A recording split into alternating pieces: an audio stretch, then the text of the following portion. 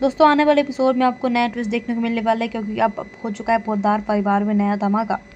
जी हाँ, एपिसोड की शुरुआत होगी मायरा और अरमान के बहुत बड़े कॉन्फ्लिक्ट के साथ, जहाँ पे अरमान मिलने गया होता है मायरा से, लेकिन मायरा उसे छुप के भाग रही होती है। लेकिन आखिरकार मायरा उसके सामने आ जाती है, जहाँ पे अरमान कहते हैं, मैंने बोला कि आप मुझसे मिलने आए हो, आपको आइडिया भी है कि आपकी टेंशन में अबीरा की क्या हालत हो रही है। अरमान चिल्लाते हुए मायरा से कहता है कि तुम्हें बिल्कुल भी कोई कदर नहीं है अपनी माँ की, ना ही किसी की फीलिंग्स की। फिर अबीरा इसमें मायरा जवाब देती है, पहले आप उनका नाम तक नहीं लेते थे और अब आप उनके बारे में ऐसा ऐसा बात बोल रहे हैं। तो फिर अरमान जवाब में कहता है, बेटा प्लीज़ मेरी बात सुनो, डोंट वरी, बेटा प्लीज़ मेरी बात सुनो, प्लीज़ मेरे साथ तुम घर वापस चलो। तो यहाँ पे मायरा जवाब देती है कि डोंट वरी, अब आप दोनों के बीच इस खड़ी दीवार के पाँव है और वो कहीं और भी जा सकती है।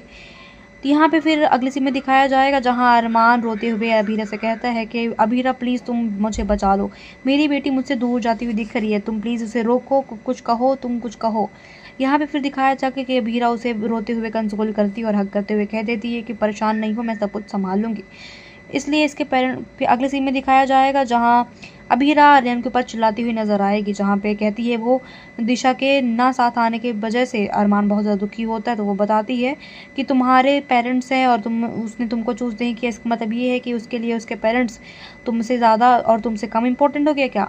उसका अपनी फैमिली के लिए प्यार वैल्यू नहीं रखता है, बताओ, जस्ट बिकॉज तुम्हारे एक बुलावे पर वो अपनी फैमिली का दिल तोड़कर, उन्हें धोखा देकर तुम्हारे साथ नहीं भागकर शादी करने के लिए रेडी हुई, इसका मतलब ये हो गया कि वो तुमसे सच्चा प्यार नहीं करती।